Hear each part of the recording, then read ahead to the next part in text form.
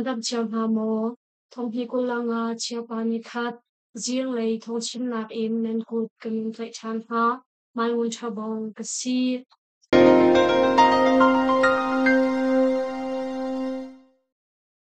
CNF ni Salai Joshua Van an lompi kong chathan an chua Myanmaram in UFC achal masabik mi chinmen no UFC fighter Salai Joshua Van Joshua the field van ni junikulan ni kuazing I tainak ang humi chung an lompi kong Chin National Front CNF ni junikulan ni kuazan chathan an chua Myanmaram achuak mi chinmen no Joshua Van chu junikulan ni kuani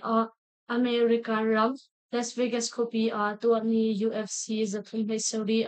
flyweight number pakhat nak ummi American Ram ni Brandon Roval hi ani chaknak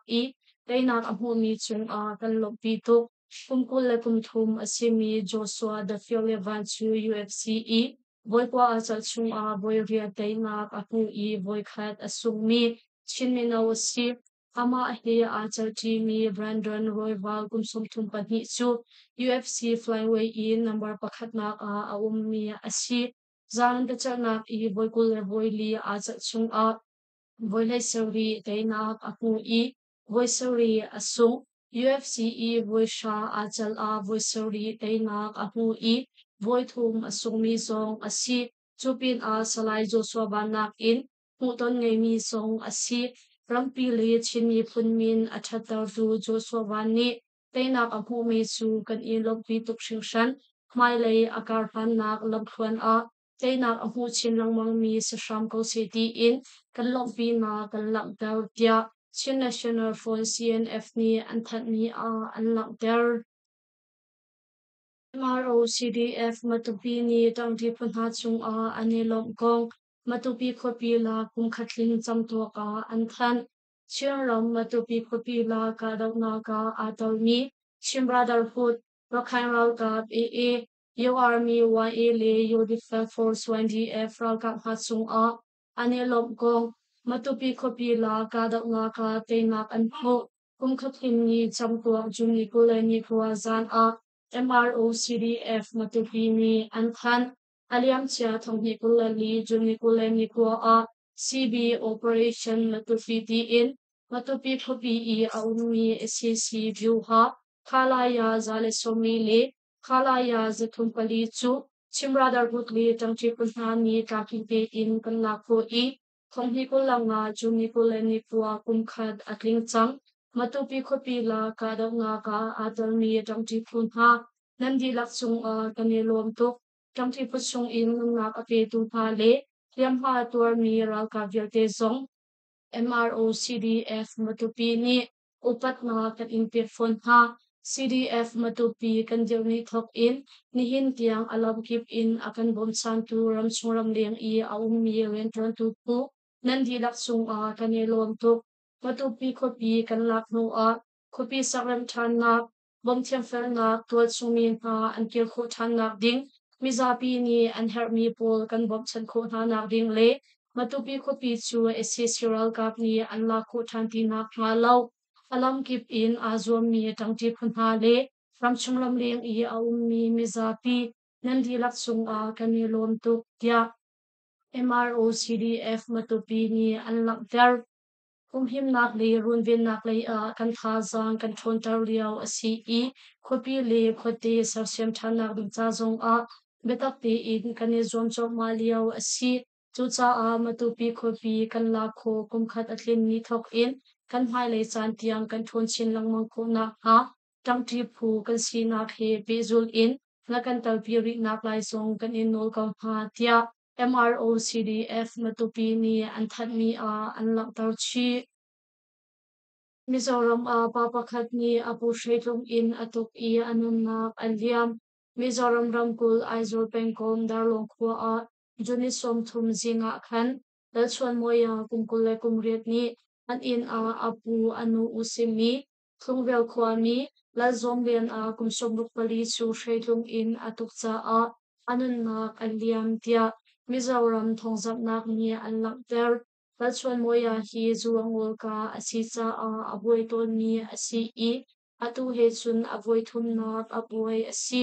voidang I avoi to na chun kut thak amang lo na in zinga boya chun shem nam alak I ama shing tu anu zong kut athak avoi han dewa hin chungkhar I pa bi chu ren tuan a akal chang khwau pa na ni an chua mu na I kut thak atin ve ha cha a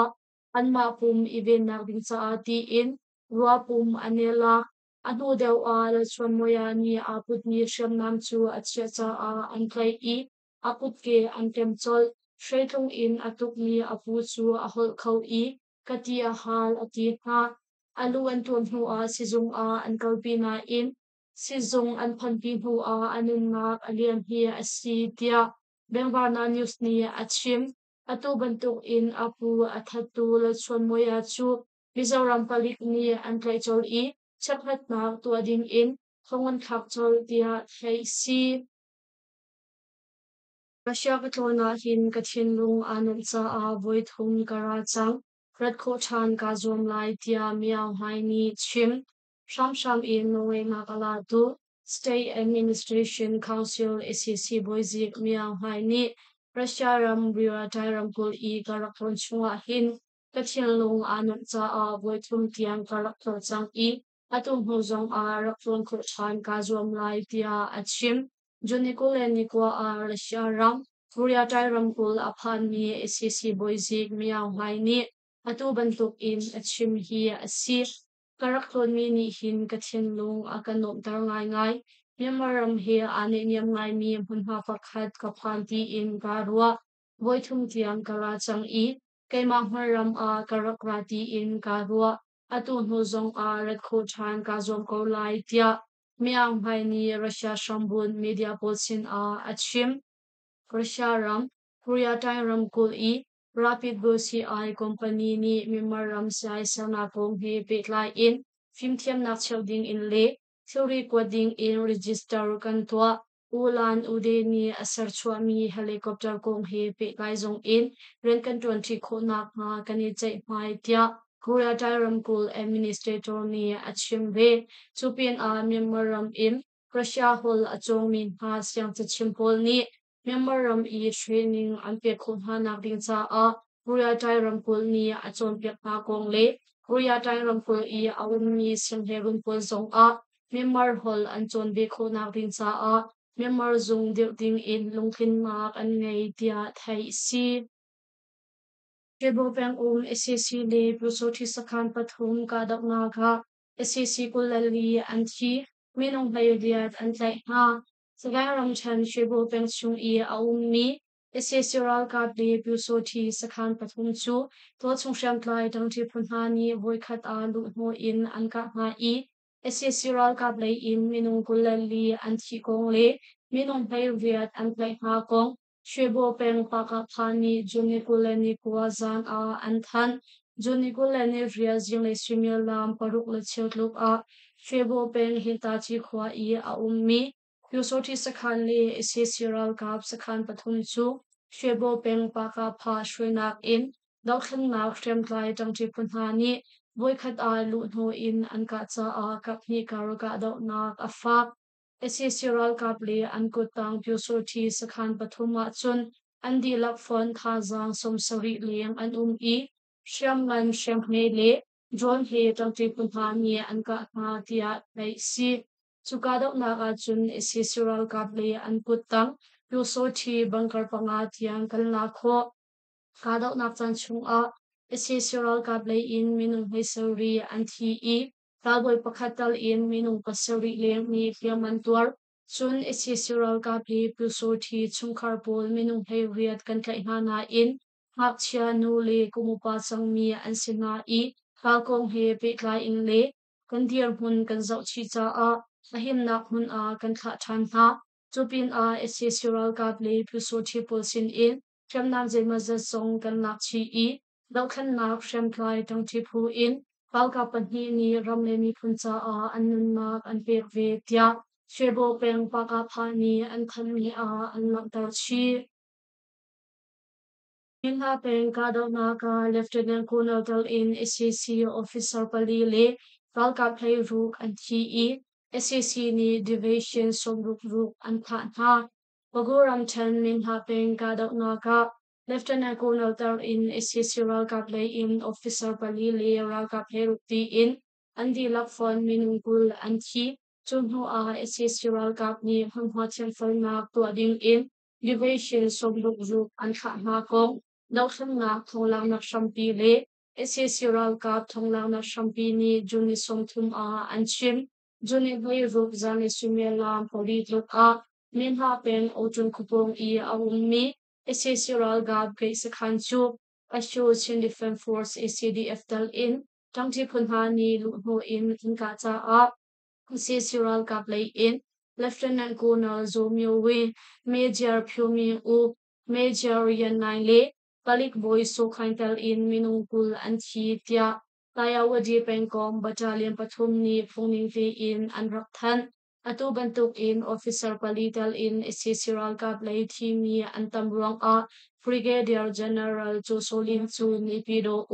SCC Gab Zungni Minha Shambun Kalaya Pakat A Ankuat I Minha Sung A Putum in Ralam Ansial Ralam Sialmi SCC Gab Pukata in Khazazanga Shong and I Division Songruk in Division Commander Brigadier General Josolin Nitsun Ashwin Pratia SCC Gab Lay Kelam Champion and Chim Division Songruk in Division Commander Brigadier General Josolin Nitsun PDF Shambun na Kwapo Chu Zayman Tanglo in Tiendi Ha Uti in Nolapik Hata A SCC Gab ni Min Ha Pen Kote Chiu Khatwal An Khampiak Ha I Shamman Zong Du Pao in An Ka Na Khia SC Tia SCC Gab Lay Thongla Nak Shumpini Sun An Chim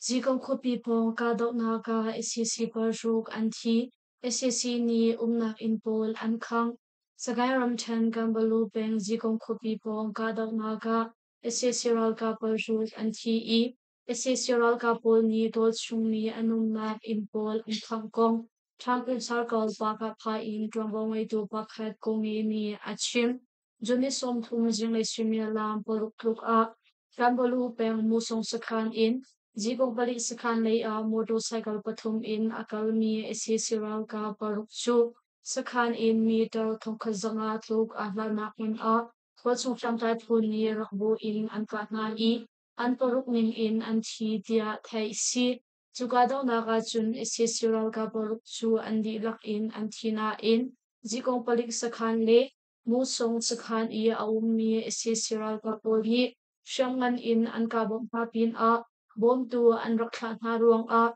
an shem na pol chu kan lam lo tia thangkung sarkal paka pha in drongway tu pakhat kongi ni chun achim zikong khopi pong ka dok nak chu Kambalu Counter Revolution Army KBU CRA shwenak in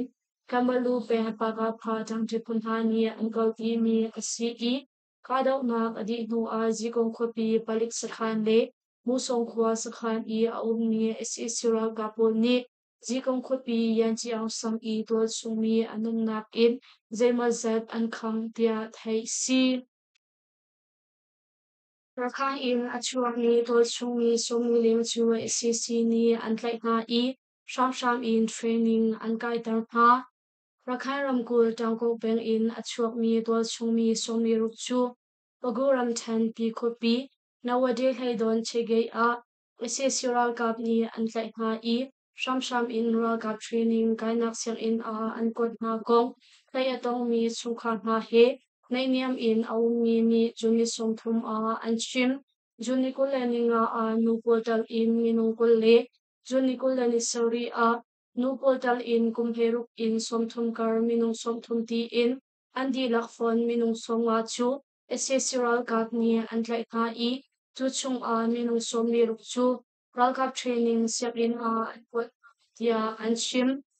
Tlai etong mi tangko peng Pol chung mi songa chu Piko pi shambun lala sa zapwa songa kwa battalion sakhan a SCC Gab ni an shan ha Juniko ni seri I an tlai mi ha Minung som thum lak a kum som li in songa kar pa pakhat li nu pathum ti in Minung pali chu minung pakhat a sing som nga chiao an hal nga I an tha tha ta nga in atang mi minung so mi ruptu chu essential karni halka chuni siangli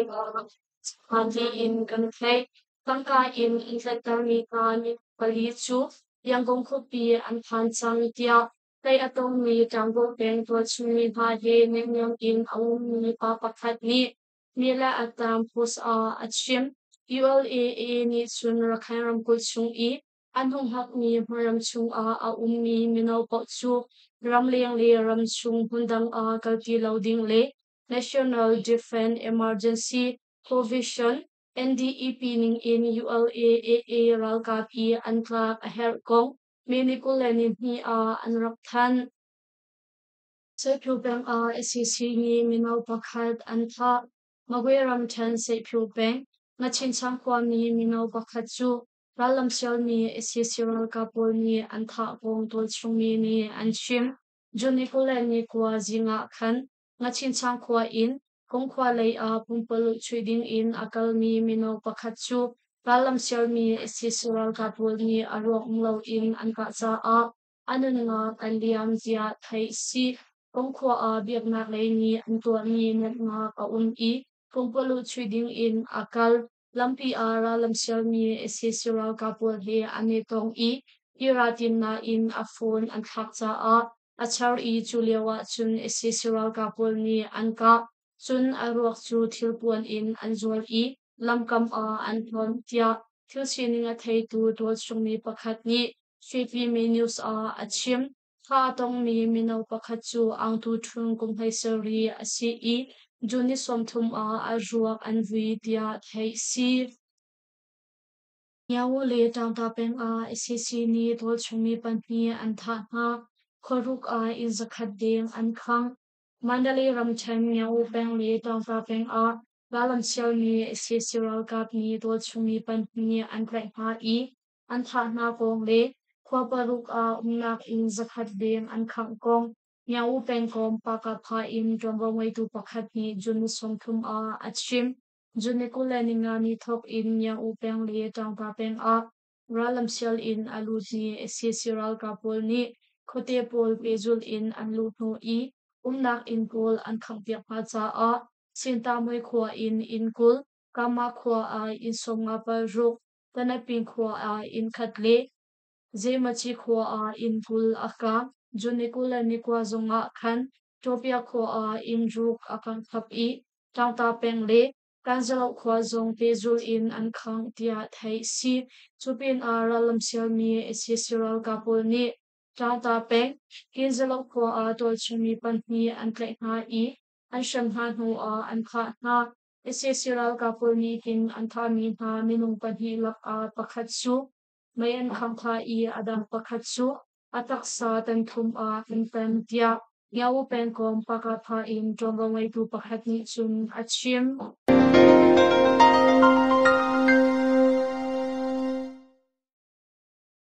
Uzi kan thochim na chu ma vial in ka dok dawri lai longmali post tha zang akan pe gu ning di lak chung a kanelom tuk longmali post Facebook like follow le YouTube channel a subscribe akan to pek ding in kanin som ha